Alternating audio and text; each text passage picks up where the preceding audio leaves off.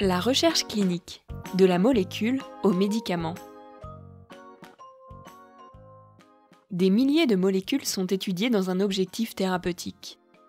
Toutes ne passeront pas l'ensemble des tests, une seule d'entre elles deviendra un médicament. Voici son histoire. Il s'agit tout d'abord d'identifier les molécules pouvant être intéressantes. Tout commence par essayer de mieux comprendre comment fonctionne la maladie, ses signes cliniques et biologiques, mais aussi les mécanismes par lesquels un traitement pourrait rétablir les fonctions normales de l'organisme. À l'aide de ces connaissances, le chercheur imagine des molécules pouvant agir. Une fois synthétisées, ces molécules entrent dans la phase préclinique. Après réalisation de différents tests en laboratoire et avant toute phase chez l'être humain, il est indispensable de tester la molécule chez l'animal. Ces tests sont très réglementés. Un comité d'éthique doit approuver la recherche. Ces tests apportent une connaissance essentielle pour le futur médicament, notamment sur sa toxicité. On recherche une dose limite, non toxique. Il n'est pas possible d'aller directement chez l'être humain. À la fin des études précliniques, le chercheur a une idée de la dose pouvant être utilisée chez l'être humain. Toutes les études réalisées chez l'être humain doivent être autorisées et se font avec l'accord des participants.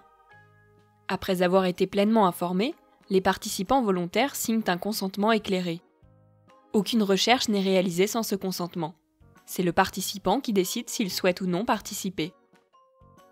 Une première phase, appelée phase 1, est d'abord réalisée chez un nombre restreint de volontaires sains en général.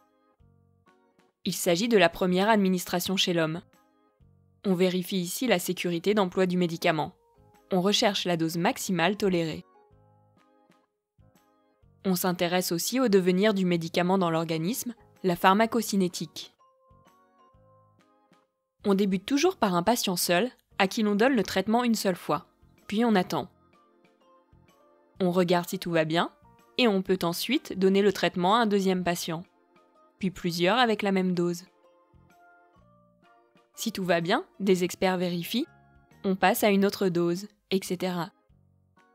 S'il y a un problème de sécurité, tout peut s'arrêter. Ensuite, la phase 2 peut débuter. Dans un second temps, on recherche la dose optimale, celle qui semble la plus efficace et la mieux tolérée, avec le moins d'effets secondaires. On cherche à établir une relation entre la dose et l'effet du médicament. Plusieurs doses sont testées et comparées.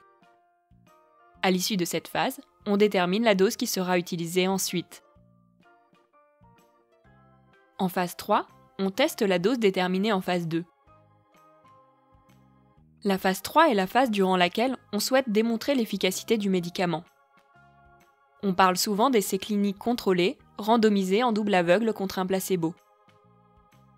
Pour montrer qu'un traitement est efficace, il faut comparer et montrer que les patients qui prennent le traitement vont mieux que ceux qui ne le prennent pas. On parle d'essais contrôlés. Pour cela, on utilise un placebo, un produit qui ne contient pas de principe actif. Pour que cela fonctionne, il faut que l'apparence du placebo et celle du médicament soient identiques. Le placebo doit être indiscernable du traitement actif. Pour démontrer l'efficacité du traitement, on va créer 2 groupes de patients qui doivent être comparables. Afin d'avoir des groupes identiques, on utilise la randomisation, une sorte de tirage au sort qui sert à faire en sorte que le groupe traité et le groupe placebo soient comparables. Pour être sûr de suivre les patients qui reçoivent le placebo et ceux qui reçoivent le médicament de la même façon pendant l'essai, on utilise le double aveugle. Le double aveugle, c'est le fait que ni le médecin ni le patient ne savent qui reçoit le placebo ou le traitement. La randomisation, le double aveugle, sont parmi les méthodes qui permettent d'éviter ce qu'on appelle les biais, des éléments ou des actions qui faussent la mesure d'efficacité du traitement, donc le résultat de l'essai clinique. Enfin, c'est la mise sur le marché.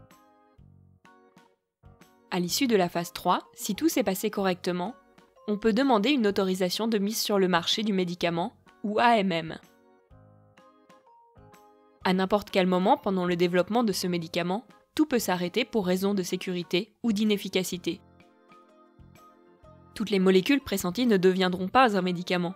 Rien n'est gagné d'avance dans le développement d'un médicament ou d'une thérapeutique. De nombreuses molécules échoueront.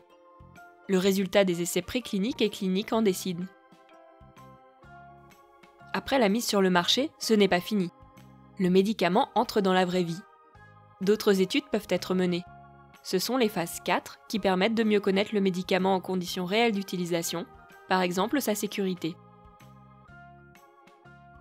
Des essais cliniques de phase 4 peuvent être réalisés pour vérifier dans les conditions d'utilisation réelles, et sur une population plus importante, que la molécule n'a pas d'autres effets secondaires par exemple, non découverts pendant les essais cliniques. C'est pour cela que des médicaments peuvent aussi être retirés du marché après un certain temps d'utilisation.